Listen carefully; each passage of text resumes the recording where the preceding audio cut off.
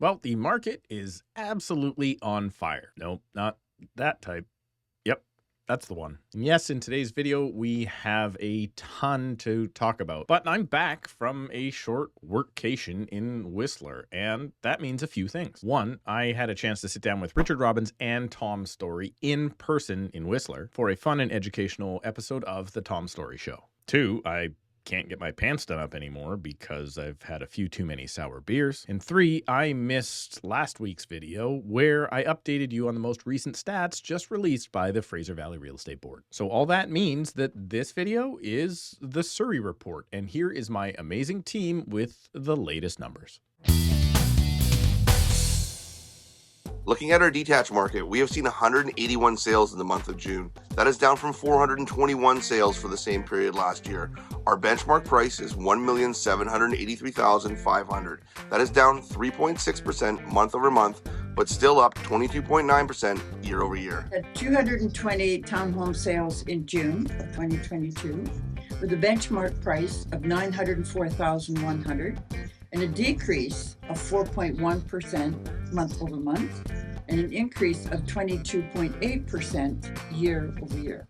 And in condos, benchmark price is $559,000. Now that's a 22.8% increase year over year, but a 3.8% decrease month over month.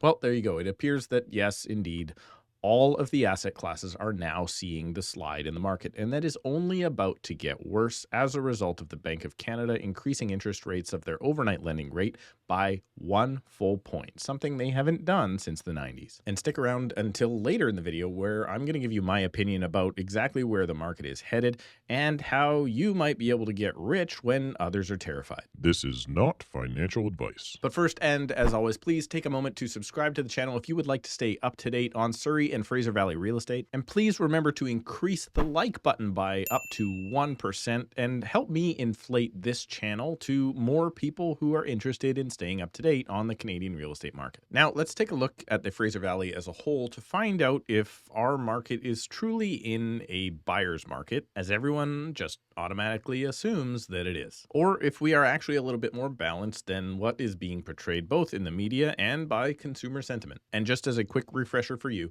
0 to 3 months of supply in the market is strongly in favor of the sellers, 4 to 5 months of supply is a balanced market, and anything 6 months or above is known as a buyer's market. And you can easily determine if you're in a buyer's market by dividing the amount of active listings currently on the market by the amount of sales that have happened in the past 30 days. And this month we're going to do something just a little bit different and look at every asset class in each neighborhood, because let's face it, if you're living in a certain area, you probably care a heck of a lot more about what your area is doing than the asset class that you live in. Starting with the Fraser Valley Real Estate Board area as a whole, we saw apartments at 3.2 months of supply and townhouses at 3.6. It's actually crazy to think about, but believe it or not, historically, across the entire Fraser Valley, the attached market or the strata market is still doing quite well. But the detached market as a whole has slipped into buyer's market territory at 6.6 months of supply. Now let's break it down by area, moving from west to east. North Delta saw 1.6 months of supply in apartments and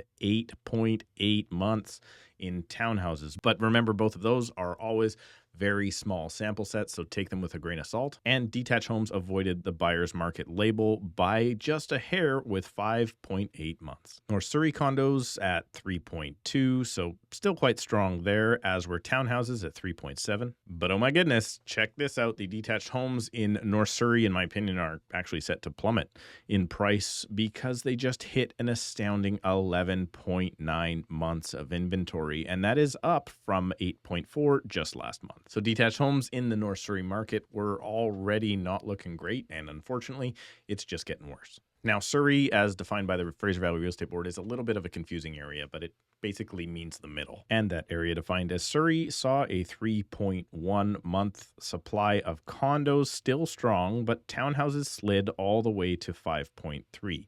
And detached there also followed the buyer's market trend at 9.8 months. Next up is Cloverdale, and well, this is kind of nuts because prices are falling in Cloverdale, but condos are sitting only at 2.4 months of supply, and townhouses even less than that at 2.1. The detached market in Cloverdale is currently sitting at 3 months of supply. I mean, this I almost can't believe. Traditionally, at 3 months of supply or less, we should be seeing prices increasing. But Cloverdale detached homes dropped from their peak at 1.84 million now to this month at 1.64. So Surrey, 2.5 months in condos, 2.8 months in townhouses, and 6.7 in detached. Following the same trend as strata doing still quite well, but the detached market suffering. Now, this could be a result of just affordability pushing people down into the lower asset classes. But personally, I think that, well, the detached market is the leading indicator, and I do think that the other asset classes are going to follow suit. Langley condos saw 3.2 months of supply. Townhouses are actually still quite strong at 2.8 months of supply. And the detached in Langley, well, it didn't do that bad, but it did creep into buyer's territory at 6.1 months. Abbotsford is weakening with condos at 4.7 months, townhouses 4.5, and detached, relatively speaking, is doing okay compared to some of the other areas at 6.5 months. And to round out the Fraser Valley, Mission saw 6.5 months in condos, but let's face it, there's not many condos in Mission. Townhouses at 4.4 and detached at 5.3. So the market, with the exception of Surrey and North Surrey, is actually doing okay and not doing that bad quite yet. But prices are indeed coming off. So how is it that we can be in mostly a balanced market but still have prices dropping as if we're in a buyer's market? Well, let me try and explain. I know it looks like because home prices have come down, let's call it in Cloverdale, $200,000 in the last 4 or 5 months, that everyone should be losing their shirt and going bankrupt. But let's look at what's really going on in the marketplace.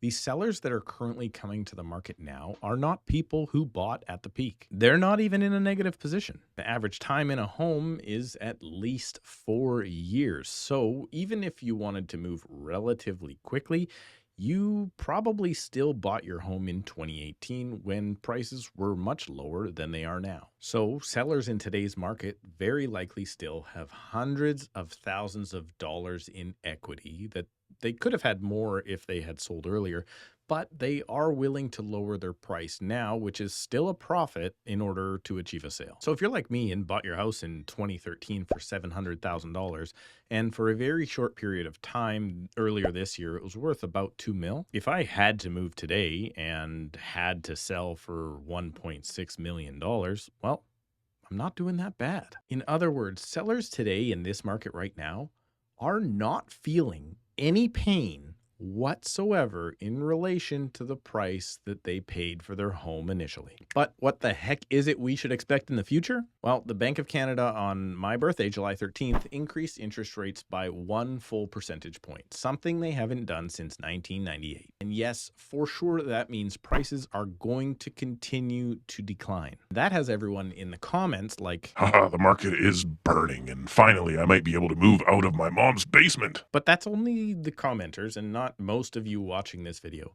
What does this really mean for you, the person that is actively looking to either buy or sell real estate? Well, if you're an investor that has relied on a certain amount of equity from the properties that you have owned or bought in the past, there's a very good chance that you want to sell as fast as you possibly can if you need the money in the coming, let's call it 2 to 3 years, or maybe 5 years. But if you don't need that money, you need to hold on to your property because rents are rising. And well, let's face it, there's very small chance that your property won't regain its value in the coming years. First-time buyers, I think you're actually the ones that are going to get hurt right now because yes, prices are coming down and you think you may be able to get into the market.